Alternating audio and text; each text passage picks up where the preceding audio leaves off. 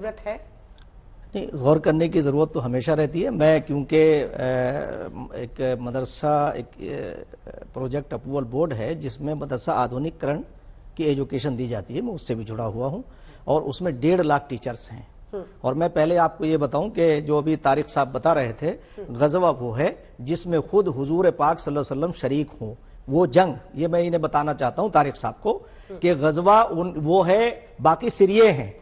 جس جنگ میں خود حضرت محمد صلی اللہ علیہ وسلم شریک ہوں گے اسے غزوہ کہتے ہیں. تو غزوہ ہند کی تو یہ کنسپٹ ہی بالکل جو پاکستانی لوگوں نے انہوں نے کیا وہ کنڈم کرتا ہوں میں اس کا کوئی تعلق نہیں. دوسری بات یہ ہے، آپ کو بتاؤں میں دوسری بات آپ کو میں بتا دوں کہ حضور پاک صلی اللہ علیہ وسلم رحمت للعالمین ہے. وما ارسلناک الا رحمت للعالمین. میں نے پہلے دن یہ کہا تھا تمام سنسار صرف رسول اللہ صلی اللہ علیہ وسلم جو ہے صرف مسلمانوں کے لیے رحمت بن کر کے نہیں آئے ہیں. عشق ہو جائے کسی سے کوئی چارہ تو نہیں، قوم مسلم پہ محمد کا اجارہ تو نہیں.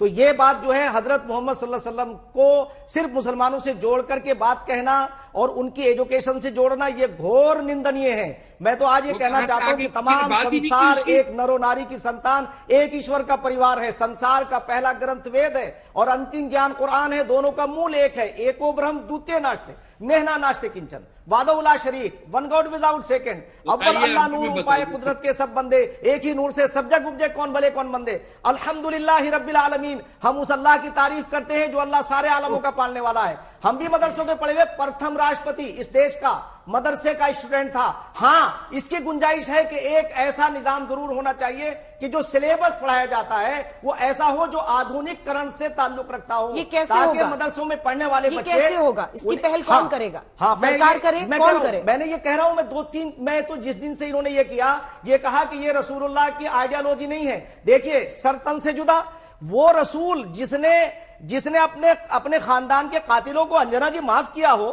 ہندا جنہوں نے حضور کے چچا کا کلیجہ چبایا تھا، تو ان سے یہ بس اتنا کہتے تھے کہ میرے سامنے جب تم آتی ہو تو مجھے اپنے پیارے چچا یاد آ جاتے ہیں، میری طرف سے منہ ادھر کر لیا کرو. اور ابو سفیان جو ان کا بڑا قاتل، ان کے خاندان کا قاتل تھا، انہیں معاف کیا. اس رسول کے اوپر جو رسول رحمت ہے، مجھے افسوس ہے اس بات کا کہ مسلمان اس رسول کے نام پہ لے کر کے گردنیں کاٹ رہے ہیں. ان کا اس اسلام کی آئیڈیالوجی سے تعلق نہیں ہے. میں نے پہلے دن یہ کہا تھا کہ یہ اسلام سے خارج ہے. ان کا کوئی تعلق نہیں ہے اسلام سے. جو بدامنی کی بات کرتے ہیں، جو کسی کو نقصان پہنچانے کی بات کرتے ہیں، ان کا اسلام سے کوئی تعلق نہیں ہے. اب ایک بات اور کہنا چاہتا ہوں کہ سیاسی طور سے مسلمانوں کو 50-70 سال میں جو ہے ووٹ بینک بنا کے رکھا. آج اگر ایک سرکار آئی ہے ایک جو بغیر بھید بھاؤ کے کام کر رہی ہے، میں یہ بات کہہ سکتا ہوں کہ آج مسلمانوں کو کوئی شکایت نہیں ہے. اگر انجنا جی سب سے بڑی بات یہ ہے کہ انجنا جی آپ نے ہماری بہن ہونے کے ناطے آپ کسی بھی اینکر سے پرش سے کم نہیں ہے. اور میں نے